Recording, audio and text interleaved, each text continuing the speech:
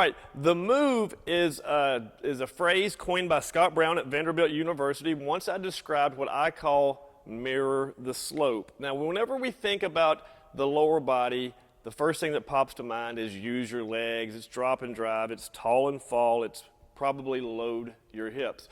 And the bad thing about that is most of the problems that I see with the lower body, including arm action, which stems from issues with the lower body, is man-made. It's because of instruction that's led us to most of the lower body problems that you see. Thinking back, when I was young, we never had to worry about learning how to use our legs. It's just something that we naturally did.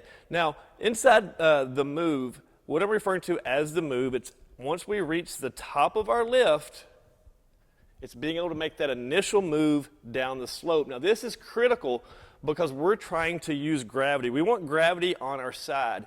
And what we're really focusing on right here is the center mass. It's the top of the thigh to the belly button. Now, this is the connector between the upper body and the lower body. Think of it as the bridge.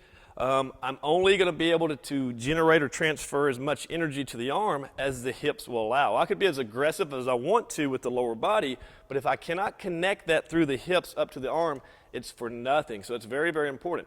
Now, whenever we think about mirroring the slide, think about the slope, and you're going to see that. You've noticed my little drawing right here. But the slope, the mound, every foot, it starts to decline 1 inch. So we want to think of it like 10 steps. So with the hips, what we're trying to do is we're trying to get the hips on line with the slope, much like you would see a skier or a skateboard.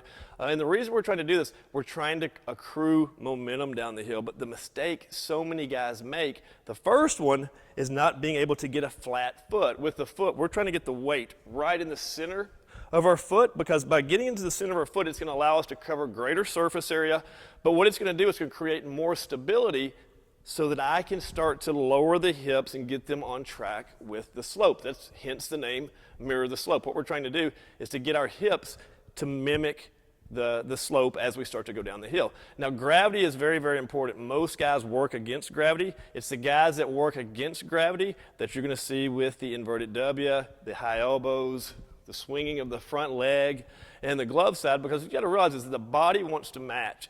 As long as I can get out of the way as a coach and I can teach my guys to be more efficient with this part of their body, the body's number one goal is to protect itself. You've got to realize that, and it's going to start to clean up its own inefficiencies. That's what the beautiful part about the core velocity belt is, and that's why we use it every day. And it's another reason why over 150 Division I programs, and that's growing each day, trust using the core velocity belt, because they understand the importance of the almighty center mass. But still, even though with the core velocity belt, if I'm not able to mirror the slope, or if I'm trying to load the hips, or if I've got some guy putting me in the pelvic pretzel, it's not going to do me any good whatsoever. Because with mirroring the slope, think about it this way. As I get to the top, I want to start to work down just like I'm on a roller coaster, or I'm a slalom skier, I'm a skateboarder. But instead, visualize the slope as it starts to go down 10 inches. It's an inch per foot. Think of that as 10 steps. Imagine if I was starting from the steps sideways, and the first thing that I did was to jump sideways. That's what you're seeing with pitchers who attempt to load the hips, or they start with early momentum. What they're doing is they're getting to the top of that first step, and then they're just skipping 3 steps. They're crashing. They're doing the little roly-poly down the steps. Not good for anybody. The second thing that you're going to see is guys are taught to stay tall. Show me a guy that stays tall. I'll show you a guy with a very passive backside. I want aggression. As long as I can put my hips in a position just slightly out in front of the shoulders right there, all I've got to do now is actually start to sit, as long as I know the little counter sit sideways hinge that we teach. That's the most important part as far as mimicking the mound. It's that initial start. It's how we actually load the hips. It's different than anything you've seen before, but we'll share that at another time. Back to mirroring the hips. Again, the key is gravity. We're trying to accrue momentum. This is how guys, as I start to build momentum, I'm starting to move faster, faster. That's how guys actually get on top of the ball. That's how we're able to utilize our hips to speed up our arm, because as I'm using gravity, this part of my body, suddenly I'm starting to move faster, because with the flat foot, I've started to drive into the ground. As I start to sit, you're going to see this angle. So now I'm actually projecting the hips down the slope versus pushing them off. Another analogy that I often like to use is the roadrunner and the old Wile E. Coyote. He would chase after the roadrunner. Roadrunner would suddenly move, and then you would see the coyote. He would just start to crash. We've got thousands of Wile E. Coyotes out there right now attempting to load the hips. But again, the key to mirroring the slope is a flat foot. The second part is creating that slight angle to where I can start to sit. Without a flat foot, it's never going to happen. With the intent to load the hips or start with early momentum, the power angle is a great way to never ever utilize your hips because that's not what it's about. It's about utilizing ground forces, and it's about projecting this part of your body down the slope. So today what we're going to do, after I've introduced this to you, explained it in detail, I'm going to share with you the exercises that we use. And trust me, guys, mirroring the slope is a difference maker.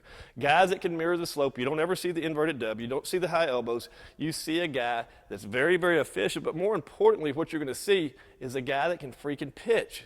He's not going to overthink mechanics. He's not going to start to lose confidence because suddenly he's lost a feel for the strike zone.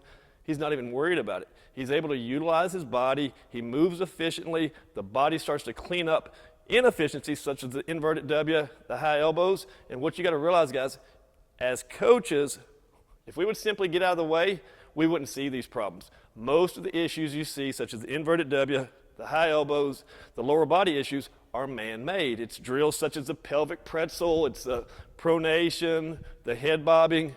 We've got to stop all that.